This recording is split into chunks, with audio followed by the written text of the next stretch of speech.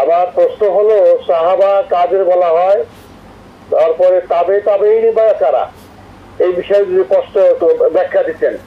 সাহাবা বলে নবী করিম সাল্লাল্লাহু আলাইহি ওয়াসাল্লামকে যারা ঈমানের সাথে দেখেছেন, তার সঙ্গ নিয়েছেন, তাদেরকে বলা হয় সাহাবা। সাহেব থেকে সাহাবা, নবী সাল্লাল্লাহু আলাইহি ওয়াসাল্লামের সাথী। তাবেঈ বলতে সাহাবাদের যুগ যখন চলে গেল, তখন যেই যুগ আসলো সেটা তাবেঈনদের যুগ। তারা সাহাবাদের তাবে, সুতরাং তাদেরকে তাবেঈ বলা হয়। তবে তাবেঈন ওই তাবেঈ যুগ শেষ হয়ে গেলে যে যুগটা আসে সেটা তাবেঈন, মানে তাবেঈনদের অধীন পরবর্তী যে জেনারেশন, এটাকে বলা হয় তাবেঈন। আমার প্রশ্ন হলো সালাতের সিজদার মধ্যে পা শূন্য হয়ে গেলে সালাত নষ্ট হয়ে যাবে কিনা? না, এতে নামাজ নষ্ট হবে না, তবে এটা মাকরুহ হবে। মাকরুহ হবে যদি ইচ্ছাকৃত হয়, তাইলে মাকরুহ হবে, আর তা না হলে এটা একটা ভুল হলো, আল্লাহ তাআলা ক্ষমা করে দিবেন ইনশাআল্লাহ। আলহামদুলিল্লাহ।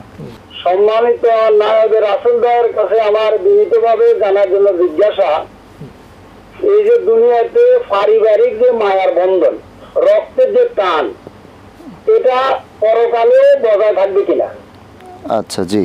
প্রশ্ন হলো, যদি এটা বজায় থাকে তাহলে পরিবারের কেউ যদি জাহান্নামী হয়, কেউ জান্নাতে যায়, তাহলে জান্নাতীরা তো তাদের টেনশনে জান্নাতের নাজ নিয়ামত ভোগ করার কোনো সুযোগই পাবে না। জি। এই জন্য প্রশ্নটা আমার ভিতরে এসেছে, বাবা জাহান্নামে গেল, মা জান্নাতে গেল, জি জি, ঠিক আছে। জাহান্নামী হলো, মা বাবা জান্নাতে গেল, তখন এইটার মাসলাটা কি হবে? জি, ধন্যবাদ। জি, উত্তর শুনুন। জি মোহতারাম, উনি বলতেছেন যে দুনিয়াতে যে পারিবারিক বন্ধনটা আছে, বাবা মা সন্তান সন্ততি, পরকালেও কি এটা বজায় থাকবে কিনা। আর যদি থাকে, তাহলে যদি পরিবারের কেউ জান্নাতি হয়, কেউ জাহান্নামী হয়, যারা জান্নাতে যাবে তারা কি জাহান্নামীদের টেনশনে থাকবে কিনা? যারা জান্নাতি, পারস্পরিক সম্পর্ক তাদের বজায় থাকবে। মা বাবা সন্তানাদি, এই যে আত্মীয়তা, এই রক্তের সম্পর্ক, এটা বজায় থাকবে, এটা স্মরণে থাকবে, এটাকে নিয়ামত হিসাবে গ্রহণ করা হবে। আর যদি অপরাধী হয়, কেউ জান্নাতি কেউ জাহান্নামী, নাউযুবিল্লাহ মিন যালিক, তখন তাদের মধ্যে এই সম্পর্কটা থাকবে না, এই মহব্বতও থাকবে না।